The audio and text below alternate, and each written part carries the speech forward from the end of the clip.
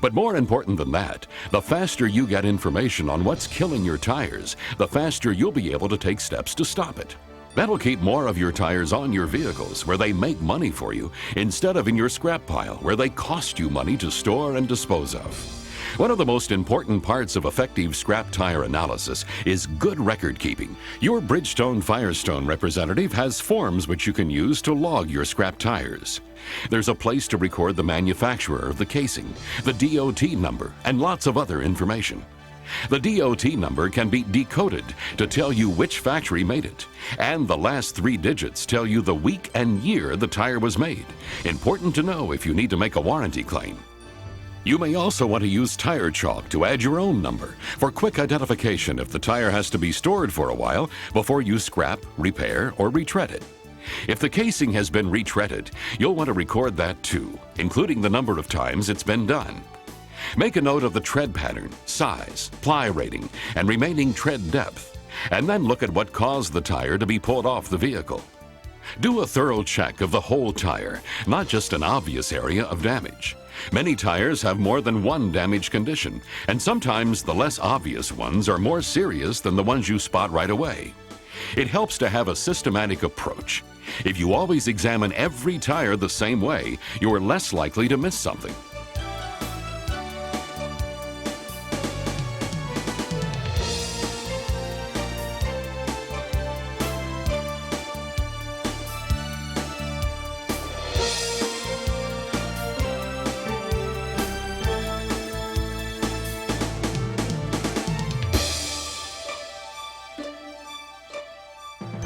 Now, let's take a look at some common damage conditions and their causes. We'll start with misapplication.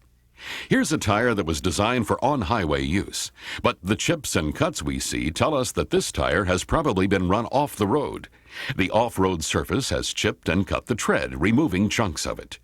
And because so little of the damage is on the right or left shoulder of the tread surface, this tire is probably also a victim of mismaintenance. The inflation pressure was probably too high for the application. The result is that the damage is worse in the middle of the crown area, because it was the area most in contact with the road. And we see grooves and scratches that run in the same direction as the tire would turn, indicating that at least once the vehicle got stuck and this drive tire was spun. Nevertheless, this tire is probably retreadable. Here's another example of the same problem, an on-highway tire run off the road. The damage is even worse here. We can see a broken, rusted cord sticking out of the tread surface. When we probe this area, we find that the tread is already becoming separated from the casing. And again, most of the damage is localized in the middle of the tread, so this tire may have been run overinflated as well. Your retreader may have to buff this tire to confirm it, but this casing is probably not retreadable. Finally, this tire has lots of chipping, but the chips are pretty well scattered across the whole tread surface. That means that at least the tire was probably run at about the right inflation pressure, even if it was on the wrong surface. And we see that the chips have become so severe that in one place, the top belt is exposed. It's already begun to rust, which may cause a separation, and eventually the casing will be ruined. Once again, your retreader can advise you as to this tire's retreadability. So, just by looking at tread surfaces, we've been able to identify tires that have been run on the wrong surface, at the wrong inflation pressures, and which have been spun when the vehicle got stuck. Now, here's a tire that shows lug base cracking. This can result from a combination of high torque, high load, and high heat, and it may also be aggravated by underinflation. If the cracks don't go too deep, like the ones we see here, the tire can probably continue in service. And this tire is just about ready to be retreaded anyway. A new cap could make it ready for quite a few more miles. If lug base cracks extend more than a few 30 seconds deep, it may be a sign of misapplication or mismaintenance. At any rate, it's a good sign that you ought to consult your tire supplier for help in diagnosing the problem. Another kind of mechanical damage that can appear on tread surfaces is rib tearing. This is usually the result of misuse or careless use rather than misapplication. Running over curbs or railroad tracks, especially at odd angles or other severe impacts, can cause rib tearing. And it can be worse when vehicles are operating at high ambient temperatures and have to make lots of sharp turns, generating high side forces. Generally, this happens when the tires are relatively new. We can see that chunks of rubber are being torn off the surface of the tread because the torn surface is rough and striated rather than polished. Depending on how severe the damage and how deep the tears, tires with rib tear may have to be removed from service, but most casings are retreadable unless the tears extend to the steel belts. Another similar condition is defense groove tearing. Like rib tearing, it often results from severe localized impacts with curbs or rails. In this case, though, we can see that the tearing has damaged only the defense groove itself and has not extended to the ribs or penetrated below the tread. This tire can continue in service so long as damage does not go all the way to the steel belts. This tire is a retread, but for some reason, along this edge, the new tread didn't get bonded to the casing properly. This loose tread condition has resulted in the cap being worn completely smooth in some areas. The constant rubbing of the loose cap against the undertread has caused both to be polished smooth and shiny, as you can see here. This is a tire that needs to be removed from service so that retreading can be done properly before the casing is lost for good. And while we're talking about retreading, we should also mention that improper repairs can cause plenty of problems as well. Here's a repair unit on the inside of a tire that basically looks okay. The bead indicator arrows are pointing to the beads the way they're supposed to, and the unit appears to be secure. But when we turn the section over, we can see the hole that caused the original problem, and something else as well. Improper skive preparation technique led to insufficient bonding between the retread stock and casing, and the repair on the tread side did not hold. So on this repair, apparently only about half of the job got done. You should return it to the repair shop for replacement or credit. Here's another halfway job that resulted in big trouble down the road. In this case, a nail hole was repaired on the inside, but the hole itself was not plugged. That permitted water and air to get inside, causing rust that completely destroyed the belts and casing cords, with the result that you see here. A sloppy repair resulted in an on-road failure and in the total loss of an otherwise good casing. In this case, the bead arrows aren't pointing to the beads at all. No doubt that this is an improper repair which could fail without warning. You should return it to the repair shop for replacement or credit. While we're on the subject of training, the Rubber Manufacturers Association and the manufacturers of repair materials and equipment provide lots of brochures, charts, and materials that you can use to help yourself learn about the proper use of repair units and equipment and repairability of various damage conditions. Here's one that looks okay, on this side anyway, but by the time we get to the other side of the repair, we see that only the edge of it is attached, and we can slide the probe underneath the whole right side. This is called a bridged repair, and probably occurred because the repair unit was not properly applied. Most likely, it was applied with the beads in a spread rather than relaxed position. It may not have been stitched properly. The edges may have been stitched down before the center, or some other incorrect technique may have been used. Once again, it's pretty clear that this repair is unsatisfactory and is bound to cause problems. You should return it to the repair shop for replacement or credit. Finally, here's a repair that's almost, but not quite right. The repair unit appears to be applied properly. On the outside, on the shoulder and sidewall, there's a slight bulge. The Commercial Vehicle Safety Alliance North American Standards Out-of-Surface Criteria specify that a section repair-related bulge must not exceed 3/8 inch in height. Our repair test gauge, like this one from the American Retreaders Association, shows that it's well within acceptable limits for a repair-related bulge. But the repair is not properly marked with the customary blue triangle, and that means that without demounting the tire, nobody can tell whether this is a repair-related bulge or a damage-related bulge. At roadside inspection, this missing triangle could cause a lot of unnecessary hassle and lost time just because the person doing the repair failed to finish the job. And what is that DOT inspector looking for anyway? Well, probably something like this. In this case, there's a small cut in the sidewall, but sometimes all you see at first is a bulge, like the one we just saw. But when we peel back the sidewall to see what's underneath, we see that several of the cords are broken. This probably is the result of some sort of impact damage.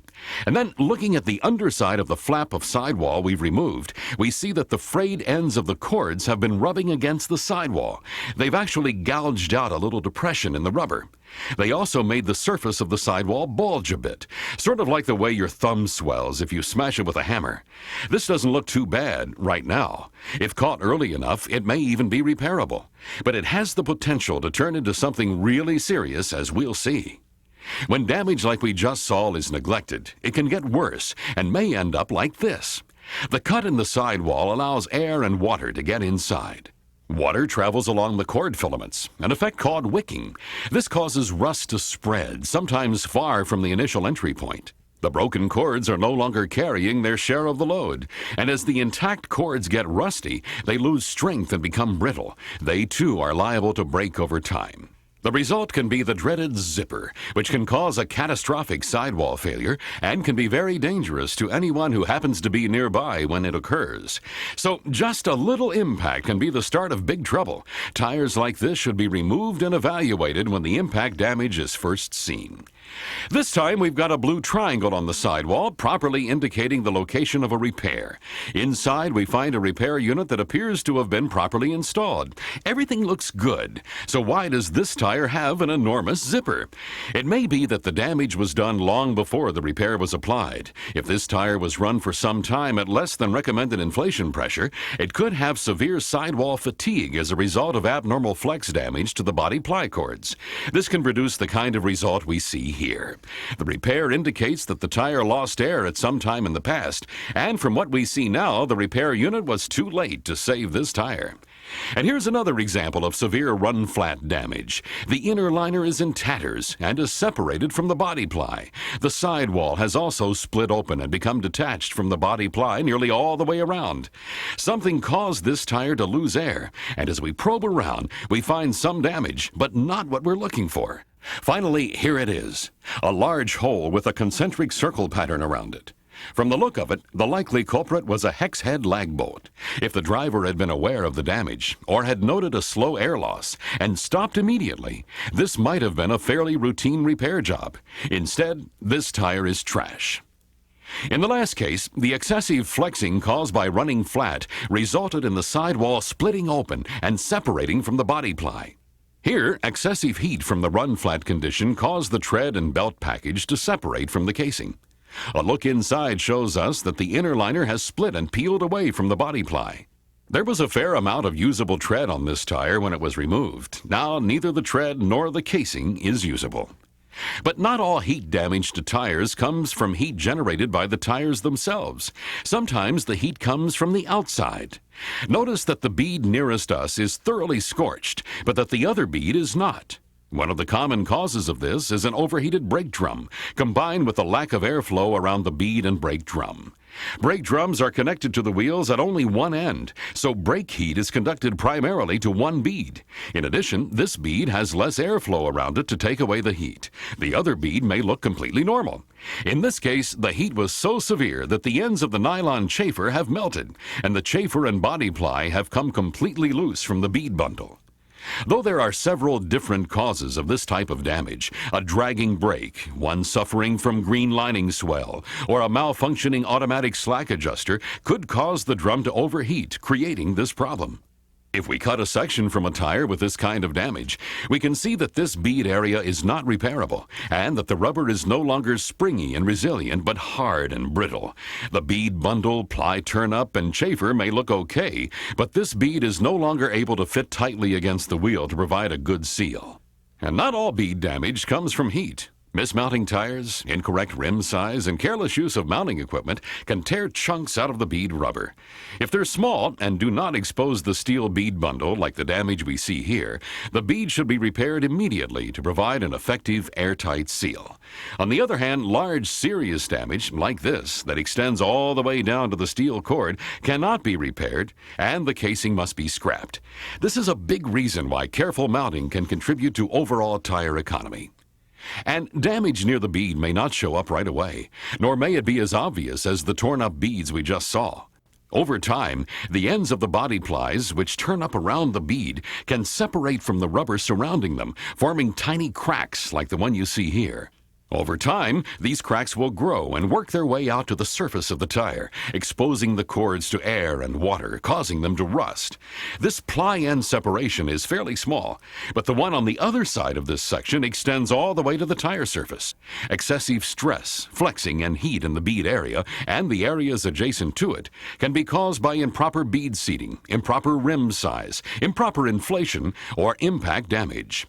The damage looks very small on these sections, but when we look at a tire like this one and use a bead expander, we can see that in this case at least, this ply-end separation is a pretty serious problem. The tire must be removed from service, and the damage is too extensive to repair. As we said, ply-end separations can also result from impact damage in the ply turn-up area. Here, a sidewall snag has started the process, which once begun will eventually make the tire look like the one we've just seen. This tire will have to be scrapped. And here's one that looks like it might be a ply-in separation, but isn't. The way we can tell is that as we probe the area, we see that the crack does not go all the way to the ply ends. All we see is rubber inside. This is what's called a bead area flow crack. It may be the result of improper rubber flow during the manufacturing process. In most cases, especially if the crack is small, it is harmless, and you can go on using the tire. If the crack is large or grows larger over time, you should remove the tire from service and consult your tire supplier. Besides heat, the outside world can supply lots of other hazards. We've seen examples of tread area punctures, but road debris and potholes can also cause plenty of damage to sidewalls. Here's a tire with a couple of pretty serious sidewall snags. The rough surface of the edge of the loose flap and the striations in the damaged edges indicate that these sidewalls were cut by a road hazard rather than damaged by impact. Because these cuts weren't repaired, air and water got inside, causing serious rusting to the cords, rendering this tire neither usable nor retreadable. A really large object, besides destroying the sidewall, can leave behind damage that gives us a pretty good idea of what probably happened. Here, the shape of this huge sidewall cut suggests that an object similar to this screwdriver may have caused the damage we see. As we roll the tire toward the screwdriver, we can see how the blade traces out a pattern very similar to the damage we see in the tire sidewall. The striations in the damaged area help us to determine the direction the tire was traveling at the time of damage. And with this much damage, this tire cannot be repaired and must be scrapped. Here's one that looks like a sidewall snag, but is anything but. Notice how closely the edge of this damage parallels the radial body cords. The damage does not penetrate all the way to the steel cord, and the inside of the damaged area is very smooth, unlike the inside of a snag. This is an open sidewall splice, which may be a manufacturing anomaly. The tire must be removed from service, and you should consult your tire supplier for a replacement or credit. Our final category of damage is the one that's sometimes the most spectacular. A sudden violent impact to the tread area causes a break to occur in the body ply and inner liner, followed by the air pressure in the tire causing everything to push back out again. The belts are often ripped diagonally, and fragments are thrown through the opening by the escaping air, producing the familiar rabbit ear effect. Huge chunks of tread are missing, broken cords are a rat's nest of tangled wire, and fragments of torn belt and body ply are scattered throughout the damage area. A deep, sharp-edged pothole or some other kind of sharp-edged road debris is the likely culprit. There's no way to repair this damage, and sometimes no good way to avoid it, except by changing your route. Both overinflation and underinflation put a tire at risk for impact damage. Overinflation makes the tire too stiff to give the way it needs to. Underinflation allows the tire to deflect too much during an impact, resulting in damage to the tire's internal structure. Here's a telltale sign of serious impact damage. Impact with an object has caused so much deflection that the body ply has split between two radial cords and torn all the way through the inner liner. Incredibly, this sometimes is the only evidence of impact damage. An examination of the tread area may show no obvious problem. In fact, a tire with this kind of damage may even hold air pressure. Nevertheless, it's not usable or repairable and must be scrapped. That's another reason why you want to thoroughly inspect both the inside and outside of every tire. Even though the inside split runs all the way across the belt area, the tread damage may be quite localized. Here's a tire that's been hit hard by a relatively small object, perhaps a piece of pipe or rebar in the road. The tread's been severed, as have the belts. A flap of tread and belt material has been pushed all the way through to the interior of the tire. The body ply and the inner liner have been split, and the escaping air has pushed everything back out again. This tire must be scrapped. Finally, here's an impact break that resulted in one of those roadside tread rubber strips we so often see. First, there was a big impact break, splitting the body ply and liner and loosening a flap of tread. And then as the tire continued down the road in a run-flat condition, centrifugal force tore off a huge flap of tread and belt. The rough surface shows that the tread and belts were literally ripped apart. And as studies have shown, these scraps of tread along the roadside are more often the result of damage followed by a run-flat condition or a run-flat condition alone, not the result of faulty retreading. If the problem were retreading, we wouldn't see so much cord sticking out of those roadside scraps, because retread rubber contains no cord. This brief look at various types of tire damage and causes is not intended to be complete, nor the final word on the subject. In your operation, you may never see the types of damage we've shown here, or you may have damage types we haven't shown. You may wish to consult industry literature or your tire supplier for help in evaluating and analyzing your scrap, and for ideas you can use to reduce the size of your scrap pile. The Tire Condition Analysis Guide, published by the Maintenance Council of the American Trucking Associations, is an excellent ready reference to a wide variety of tire damage conditions. And it also contains a good glossary of useful tire-related terms. Now, let's take a look at what we might learn from doing a scrap tire analysis. After collecting data on several hundred scrap tires, we noticed that the distribution of scrap doesn't match the distribution of tires in our fleet. Our 255-70R 22.5 trailer tires represent only 15% of our wheel positions, but fully 35% of our scrap. What's wrong? Are we overloading, using the wrong ply rating for the application, the wrong tread pattern, or what? A little more investigation, specifically into our trailer tires, shows that most of the damage condition that caused these tires to be pulled from service occurred in the sidewall area. Breaking the information down still further, we find that far and away the majority of these damaged sidewalls appear to result from curbing of the tires. And now we've really got some useful information. Perhaps we need a better driver training program to offset lack of experience or high driver turnover. And we may benefit by talking to our tire supplier about Metro-type tires with sidewall protector ribs. These sturdy ribs take the brunt of curb damage, protecting the sidewall, and most have ribs on both sides. When one set is worn away, you can reverse the tire to expose another set for continued protection. In any event, this kind of analysis can really help you and your tire supplier choose the best tire for you. Here's another analysis comparing patterns and positions. On drive axles, one tire model is hitting the scrap pile at about a 16% higher rate than the other. When we look at steers, we see that one model is producing a smaller proportion of scrap than the others, by 30% to nearly 70%.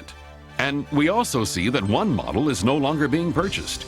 We know this because there are more of them in the scrap pile than there are on tractors. Scrap analysis can also show us how effective our retreading programs are. Here we see that fully 18% of our scrap tires have never even been retreaded the first time. Is there something we can do to increase our success? Maybe a different tread pattern or a different manufacturer is worth a try. Or maybe we're running tread depths down too low before we pull the tires for retreading, risking irreparable damage. And we see that very few of our scrap tires are on their third cap, probably showing us that few of our casings last long enough for that.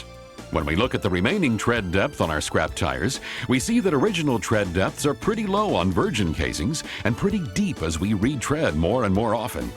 This may suggest, in light of what we saw on the previous chart, that if we pulled original tires a little earlier, we might find that more of them could be retreaded. And it also makes us wonder if putting a third cap on is worth the expense, since so many of our third cap tires are being scrapped with so much remaining tread depth. It certainly doesn't look like we're getting our money's worth out of them. The place to learn about tire damage is in your own backyard, in your own scrap pile. The information it contains can be a valuable asset, helping you get more miles out of every tire and more miles out of every dollar you spend on them. Scrap tires may be a nuisance, but regular, thorough analysis of your scrap can tell you what you need to know to make your scrap pile as small as possible. If you have questions about scrap tire analysis, would like copies of forms you can use to record your results, or would like assistance in reducing your scrap, contact your tire dealer or Bridgestone Firestone Incorporated. We'll be happy to help.